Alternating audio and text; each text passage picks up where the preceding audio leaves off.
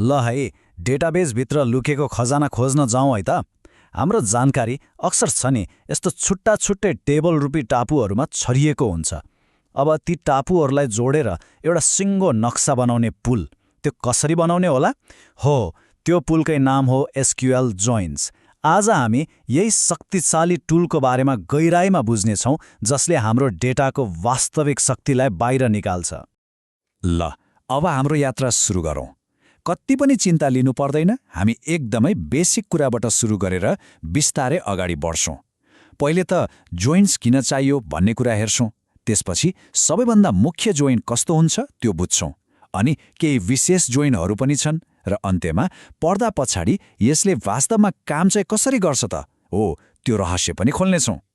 एकछिन सोच्नुस् त, एउटा पुस्तकालय छ रे, किताबहरूको लिस्ट एउटा रजिस्टरमा अनि किताब लैजाने मान्छेहरूको जानकारी अर्कै रजिस्टरमा। अब कसले कुन किताब लग्यो भनेर थाहा पाउनु पर्यो भने त दुवै रजिस्टरलाई सँगै राखेर हेर्नु पर्यो नि, होइन त? हो, डेटाबेसमा पनि ठ्याक्कै त्यस्तै हो।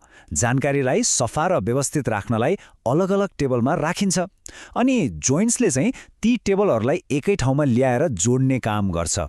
लौ, भेट्नुहोस् हाम्रो कथाको पहिलो पात्र, कस्टमर्स टेबल। यो भनेको आफ्नो फोनको कन्ट्याक्ट लिस्ट जस्तै हो भनेर सम्झिनुहोस्।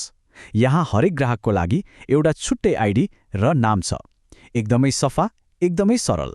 अनि यो हो हाम्रो दोस्रो पात्र, अर्डर्स टेबल। यो चाहिँ फोनको कल हिस्ट्री जस्तै। यहाँ कुन अर्डर कहिले भयो भन्ने जानकारी छ, तर सबैभन्दा महत्त्वपूर्ण कुरा के हो भने यो कस्टमर आइडी भन्ने कोलम हो। यो नै हाम्रो सुपर ग्लु हो, जसले हरेक अर्डरलाई कस्टमर्स टेबलको ठिक मान्छेसँग लगेर ट्याक्क जोडिदिन्छ। अब आयो है त $1,000,000 को प्रश्न। हामीलाई एउटा त्यस्तो जादुई लिस्ट चाहियो जहाँ ग्राहकको नाम र उसले गरेको अर्डर सँगसँगै देखियोस्। यी दुई छुट्टा छुट्टै टेबलबाट त्यो एउटै लिस्ट कसरी बनाउने होला त? र त्यो जादुको नाम हो एसक्युएलको सबैभन्दा भरपर्दो, सबैभन्दा बढी प्रयोग हुने साथी, इनर जोइन।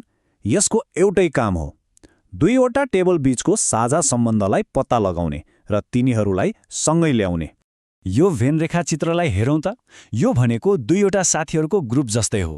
इनर जोइन भनेको चाहिँ ती साथीहरू मात्र हुन् जो दुवै पार्टीमा आएका थिए। हेर्नुस् त, यो बीचको साझा भागमा।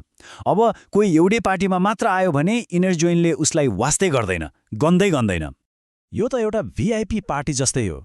यदि कुनै रेकर्डको नाम, ग्राहक लिस्ट र अर्डर लिस्ट दुवैमा छ भने मात्र भित्र छिर्न पाइन्छ। एउटामा मात्र नाम भएर हुँदैन। इनर जोइनले त केवल पर्फेक्ट म्याच भएका रेकर्डहरूलाई मात्र निम्तो दिन्छ। र यसको सिन्ट्याक्स पनि एकदमै सजिलो छ। इनर जोइनले कम्प्युटरलाई भन्छ, ला यी दुई टेबललाई मिलाऊ है, अनि अनले भन्छ, एकछिन तर यसरी मिलाऊ है, जहाँ दुवैको डिपार्टमेन्ट आइडी एउटै छ। हो, यही अनले नै त्यो मिल्ने नियम तोकिदिन्छ। अब नतिजा हेरौँ।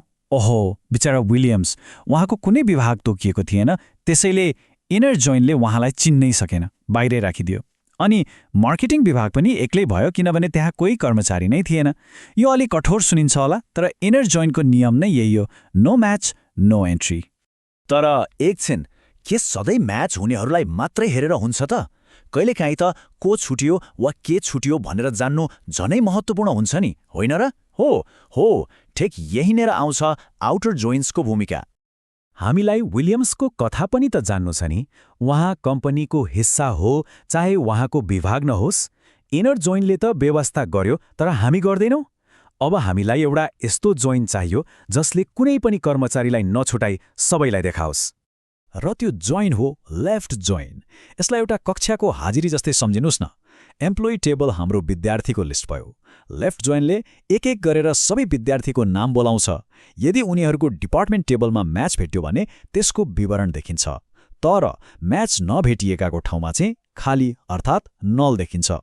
तर मुख्य कुरा के हो भने कोही पनि हाजिरीबाट छुट्दैन। ल हेर्नुहोस् त, विलियम्स फिर्ता आउनुभयो।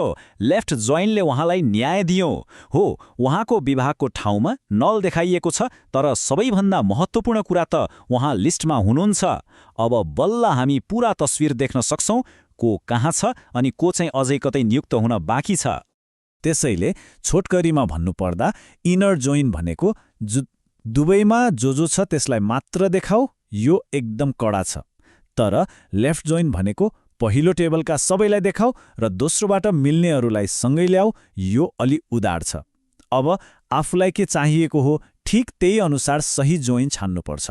ल अब पालो केही विशेष शक्तिहरूको। यी जोइन्ट्सहरू त्यस्तो हो जुन हरेक दिन प्रयोग नहुन सक्छ, तर जब चाहिन्छ नि यिनीहरूले साँच्चै जादु गर्छन्। यो हो क्रस जोइन, जसलाई द मल्टिप्लायर पनि भन्न सकिन्छ। यसले के गर्छ भने पहिलो टेबलको हरेक एउटा रेकर्डलाई दोस्रो टेबलको हरेक एउटा रेकर्डसँग जोडी बनाइदिन्छ। सोच्नुहोस् त, यो एकदमै शक्तिशाली छ, तर त्यति नै खतरनाक पनि छ है। जेफ एटवुडले एकदम सही भन्नुभएको छ। एकछिन सोच्नुहोस् त, एउटा टेबलमा हजारवटा रेकर्ड छन् अनि अर्कोमा पनि हजारवटा। क्रस जोइन चलायो भने नतिजा कति आउँछ? 10 लाख। यो चलाउनु अघि साँच्चै होशियार हुनुपर्छ, नत्र आफ्नो कम्प्युटरै ह्याङ हुन बेर लाग्दैन। यसलाई द डिटेक्टिभ जोइन भन्दा हुन्छ, किनभने यसको काम नै हराएको कुरा पत्ता लगाउनु हो। जस्तै कुन ग्राहकले अहिलेसम्म एउटै सामान पनि किनेका छैनन्, वा कुन उत्पादन आजसम्म कहिले बिकेकै छैन। हो, यसले ती एक्ला छुटेका रेकर्डहरूलाई खोजेर बाहिर निकाल्छ, जुन व्यापारको लागि त सुन जस्तै मूल्यवान जानकारी हुन सक्छ। ल, अहिलेसम्म हामीले जोइन्सले के गर्छ भनेर हेऱ्यौँ। अब अलि गहिरिएर हेऱ्यौँ है त, र एउटा यस्तो रहस्य पत्ता लगाउँ जसले कहिलेकाहीँ धेरै अनुभवी डेभलपरहरूलाई पनि झुक्क्याइदिन्छ। तर धेरै चिन्ता लिनु पर्दैन, हामीले गणितज्ञ बन्नु पर्दैन। बस यति बुझे पुग्छ कि डेटाबेस एकदमै बाठो छ। यसले डेटाको आकार, संरचना सबै हेरेर सबैभन्दा छिटो र बेस्ट तरिकाले जोइन गर्ने बाटो आफै पत्ता लगाउँछ। यो त हाम्रो लागि एउटा अदृश्य सुपर हिरोले काम गरे जस्तै भयो नि, होइन? तर एउटा प्रश्न के हुन्छ होला यदि त्यो जोड्ने धागो नै हराएको छ भने? मतलब त्यो लिङ्क गर्ने कीको भ्याल्यु नै नल छ भने के हुन्छ? हो, यो एसक्युएल जोइन्सको सबैभन्दा ठूलो पासो हुन सक्छ।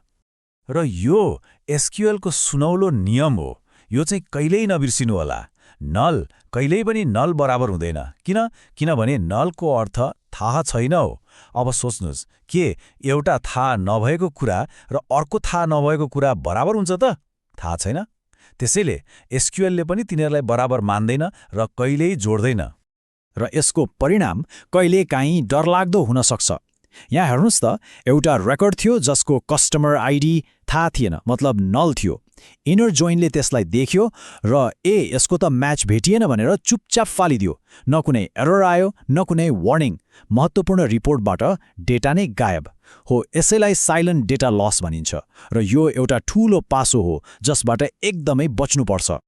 त्यसो भए अब यी शक्तिशाली औजारहरूबारे थाहा भयो। अब प्रश्न यो होइन कि डेटा कसरी जोड्ने। खास प्रश्न त यो हो कि ती सम्बन्धहरूबाट कस्ता कथाहरू निकाल्ने। के छ भनेर मात्र होइन, के छैन भनेर पनि खोज्न सकिन्छ। अब आफ्नो डेटाको वास्तविक शक्तिलाई अनलक गर्ने पालो हाम्रो हो।